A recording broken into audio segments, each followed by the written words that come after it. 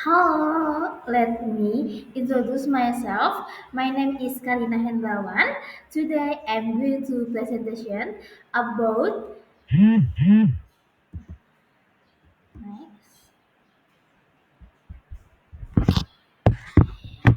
definition and types of inflation,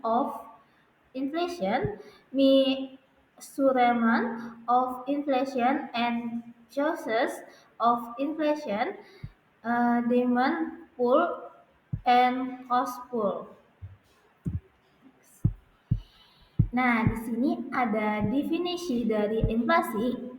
Nah, inflasi itu adalah kenaikan harga barang dan jasa secara umum dan terus-menerus dalam jangka waktu tertentu. Jadi dia tuh ada waktu-waktunya aja naik. Dan penyebab naiknya itu bisa karena jumlah permintaan yang meningkat gitu. Nanti ada dijelaskan di akhir. Nah, jadi kenaikan harga ini menyebabkan nilai uang turun hingga untuk membeli barang atau jasa yang sama masyarakat membutuhkan uang lebih banyak. Karena tadi kan eee, harganya tuh kan naik. Nah, maka dari itu, masyarakat bakalan perlu duit yang lebih banyak lagi buat, memenuhi kebutuhan mereka. Oke, intinya itu inflasi itu adalah kenaikan harga ya, guys. Nah, di sini ada tipe inflation itu adalah jenis-jenis inflasi. Yang pertama itu ada inflasi ringan.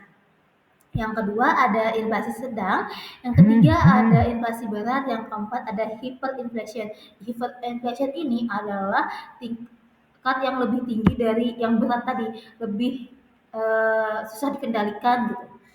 Oke, pertama ini next. Nah, ini ada penjelasan dari mild inflation. Inflation itu uh, inflasi ringan tadi. Nah, kenaikan harga barang dan jasa secara umum di bawah 10% itu termasuk inflasi ringan.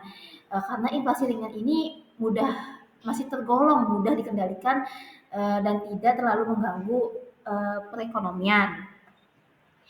Nah, misalkan nih, contohnya inflasi ringan nih ya, cuma kenaikannya Rp1.000 kayak, beras itu di harga nah, pada awal 2024 itu beras di harga 13.000. Nah, pas pertengahan 2024 tiba-tiba saja berasnya naik jadi 14.000. Jadi menghitung inflasinya itu, kita tahu itu bahwa dia di bawah 10% itu dengan cara 14.000 tadi, harga yang kenaikan tadi dikurang dengan harga awal 13.000 dibagi dengan harga awal itu dikali 10%. Jadi dapatnya 7,7%. Nah, 7,7% ini kan di bawah 10% tuh. Nah, yang ini adalah termasuk contoh dari inflasi ringan. Dia masih di bawah 10% itu jadi aman dan masih bisa dikendalikan, tidak memerlukan uang lebih banyak untuk membeli harga beras tadi. Nah, yang kedua ini aku bakalan jelasin moderate inflation itu inflasi sedang. Nah, kalau inflasi sedang ini itu kenaikan harga berkisaran antara 10 sampai 30% per tahun. Yang tadi per tahun juga ya, guys. Nah, inflasi sedang mulai memberikan dampak negatif pada daya beli masyarakat dan kegiatan ekonomi. Karena kan tadi cuma berapa ribu aja tuh, cuma seribu rupiah aja tuh naiknya beras tadi. Kalau yang sekarang itu, misalnya contohnya ya, itu ada 1 liter, ini 1 liter minyak goreng itu harganya 20.000. Nah, pada awal tahun 2024 itu harga minyak goreng 20.000. Pas di pertengahan itu tiba-tiba di akhir tahun 2024 itu tiba-tiba minyak gorengnya naik jadi 24.000. Itu termasuk berapa itu ya? 4.000 ya naiknya, 4.000. Nah, terus dihitung kita tahu kalau itu kenaikan ringan itu dengan cara kayak tadi lagi, harga awal tadi 24 harga kenaikan tadi 24.000 dikurang harga awal, dibagi harga awal dikali 100%, dapatnya 20%. Jadi itu kan di tengah-tengah tuh 10, kan ini kalau inflasi ringan itu 10 sampai 30% kenaikannya di per tahun. Jadi 20% itu termasuk inflasi sedang. Lumayan juga ya, dari 1 liter minyak goreng tadi 20.000 tiba-tiba naiknya ke 24.000. Jadi para masyarakat bakalan lebih membutuhkan banyak uang lagi dan pendapatan mereka harusnya juga lebih banyak lagi untuk memenuhi kebutuhan mereka. Nah, ini ada heavy inflation itu inflasi berat. Nah, inflasi berat ini dia kenaikannya mencapai 30 sampai 100% per tahun. Nah, inflasi berat dapat menyebabkan kekacauan ekonomi seperti masyarakat enggan menabung karena nilai uang yang terus menurun. Nah, kenaikan harga yang sangat tinggi, ini ada contohnya nih, kenaikan harga yang sangat tinggi dan dapat menyebabkan kekacauan ekonomi. Contohnya itu paling nyata di Indonesia pada krisis moneter 1998 itu di mana inflasi mencapai 77,63%. Pada kondisi ini nilai uang anjlok, masyarakat enggan menabung dan perekonomian menjadi tidak stabil. Itu. Nah, yang keempat ini ada hiperinflasi. Yang tadi inflasi yang nggak bisa dikendalikan itu dia kenaikan harga di atas 10% per tahun. Jadi hiperinflasi ini sangat sulit dikendalikan dan dapat menghancurkan perekonomian suatu negara. Jadi ini bayangkan satu yang tadinya inflasi ringan, inflasi sedang tadi itu masih bisa ditopang ya guys ya, karena kenaikannya tuh cuma 1.000, 4.000 itu kalau yang sedang itu sudah lumayan tinggi sih. Kalau yang ringan tadi ya bisa lah ya cuma 1.000. Nah, kalau yang ini hiperinflasi ini dia bayangkan nih satu butir telur tuh harganya 2.000, tiba-tiba besoknya jadi 4.000, besoknya lagi lusanya itu naik jadi 8.000. Nah, itu udah 2 kali lipat kenaikannya. Nah, begitu juga seterusnya, uang yang dipegang mungkin besok sudah tidak ada nilainya lagi. Jadi kita perlu mau makan telur itu, kita harus punya uang yang 8.000 tadi, karena besoknya bakalan naik lagi gitu. Itu memang susah banget buat dikendaliin. Itu ada juga contoh nyata dari Zimbabwe, uang kertas dengan nominal miliaran bahkan triliunan dolar Zimbabwe dicetak, tapi nilainya tidak cukup untuk membeli sepotong roti. Orang-orang harus membawa gerobak penuh uang hanya untuk belanja kebutuhan sehari-hari. Hiperinflasi menghancurkan tabungan dan membuat uang hampir tidak berguna. Akibatnya sistem ekonomi negara tersebut bisa lumpuh total. Tuh. Semoga di Indonesia tidak bakalan masuk hyperinflation ini dan tetap stabil aja ya guys inflasinya. Nah, terus ini ada pengukuran inflasi. Nah, tujuannya itu untuk mengetahui seberapa cepat harga naik dan mengukur tingkat inflasi. Kita perlu banget nih pengukuran inflasi itu. Nah, metode utama itu indeks harga konsumen. Nah, mengukur perubahan rata-rata harga barang dan jasa yang dibeli oleh rumah tangga.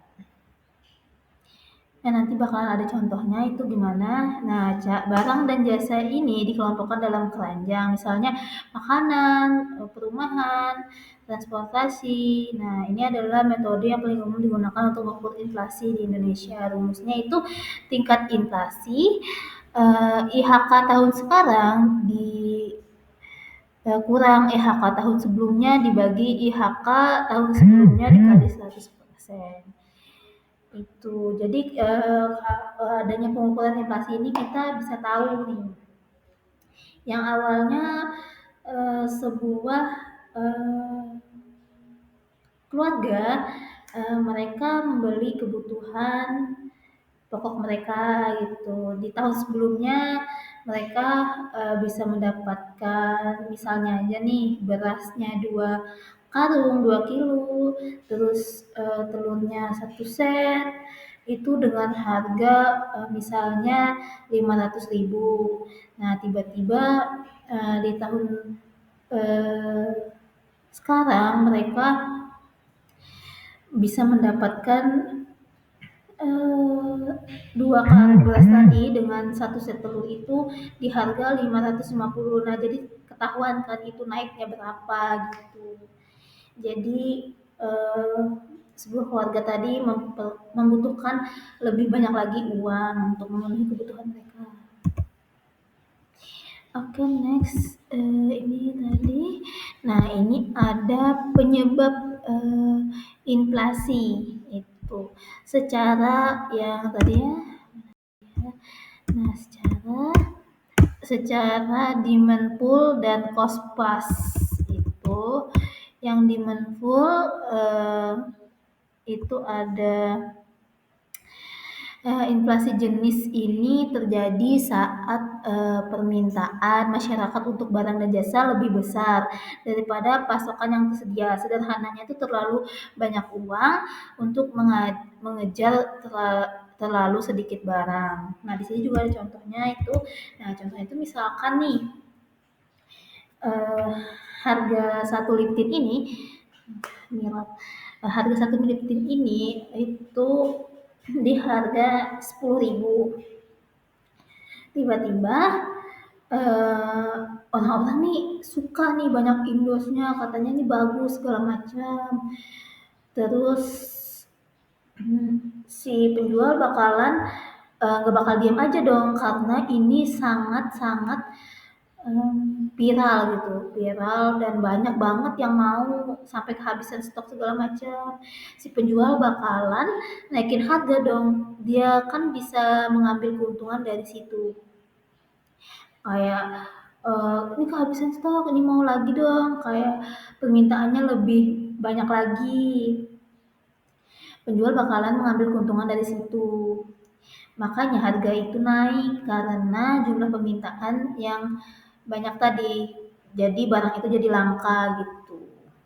Itu kesempatan banget sih buat penjual buat naikin harga yang tadinya 10.000 tiba-tiba jadi 20.000. Orang-orang bakalan beli kan eee, karena viral tadi. Nah, itu tadi termasuk, eee permintaan ya, apa namanya tuh, kenaikan harga karena permintaan. Nah, terus itu ada cost push inflation, itu inflasi dorongan biaya. Inflasi ini terjadi saat, biaya produksi naik sehingga produsen harus menaikkan harga jualnya.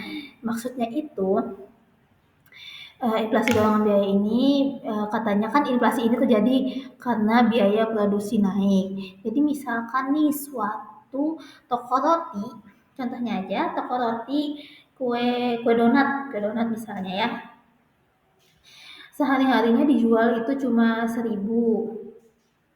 Tiba-tiba kayak telur, tepungnya, mentega itu naik.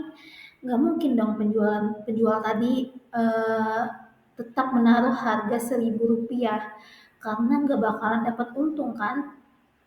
Jadi si penjual, itu bisa saja menaikkan harganya menjadi 2.000 atau 1.500 tergantung, kenaikan harga produksinya tadi. Nah, jadi, inflasi dorongan biaya ini adalah biaya produksi yang naik gitu.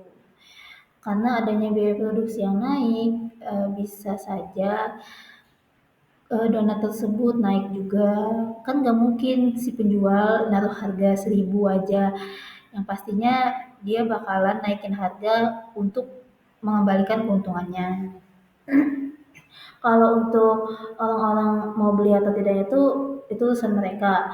Karena kalau misalkan kita sudah suka sama donat tadi, pasti bakalan beli walaupun itu eh, naik lah harganya gitu. Nah, terus ini tadi seperti contohnya tadi sudah kayak saya jelaskan ya, ini tadi misalnya juga ada menjelang hari raya itu permintaan untuk bahan pokok, kan orang-orang bisa bikin nastar tuh sering gitu, pakaian, tiket itu kan, tiket mudik segala macam, pastinya naik kan harganya kalau menjelang hari raya. Itu dorongan biaya tadi misalnya kayak harga bahan bakar naik, itu biaya transportasi untuk mengirim barang dari pabrik ke toko juga naik, kenaikan biaya ini dibebankan ke harga akhir barang yang dijual ke konsumen. Nah, itu misalnya tadi. Oke, next. Nah, kesimpulannya itu, inflasi adalah kenaikan harga barang dan jasa yang secara umum terus-menerus, tapi nggak tiap-tiap hari gitu ya. Naiknya karena waktu-waktu tertentu. Nah, bisa menyebabkan nilai uang turun. Terus inflasi dapat digolongkan dari ringan tadi ya, sedang, berat, hiperinflasi yang nggak bisa dikendalikan tadi. Terus yang dapat menghancurkan ekonomi itu dapat menghancurkan ekonomi, penyebabnya ada dua, demand pull, penyebab inflasi tadi ada demand pull, terus uh, cost push. Demand pull tadi di mana permintaan lebih tinggi dari pasokan. Just push tadi di mana biaya produksi naik, barang yang dijual bakalan naik juga, barang produksi tadi bakalan naik juga. Terus memahami hal ini penting untuk menjaga stabilitas ekonomi dan daya beli masyarakat. Nah, itu saja. Next. Nah, thank you for attention. Terima kasih telah menyaksikan dan semoga bisa dimengerti.